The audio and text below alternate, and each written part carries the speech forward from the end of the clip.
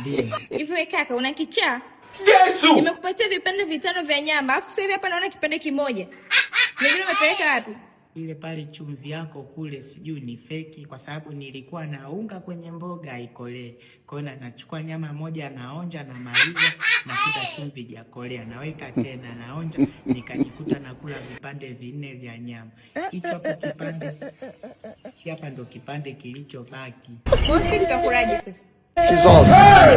Wewe mwenye nyumba utakula hii hapa nyama, lakini hao wengine marafiki zako utawapa tu mchuzi, watatoezea. Hivi wewe kaka ni chizi wewe? Naam. Nakuuliza wewe kaka ni chizi? Samahani. Unawezaje kupika mamaji yote hayo kwenye nyama moja? Hivi kweli wewe ni mpishi? Samahani. Na uko usoni ni nini sasa? Naam.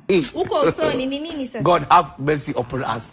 Nasonga kule ugali baada ya kupika mboga. Alafu madam, ule unga wako sijui ni feki, maana nasonga ugali hautokei, unatokea tu povu.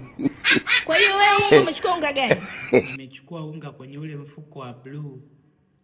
Mungu wangu, wewe kaka utaniua. Ule sio unga, ni sabuni ya unga jamani. Hii si sabuni ya unga hii.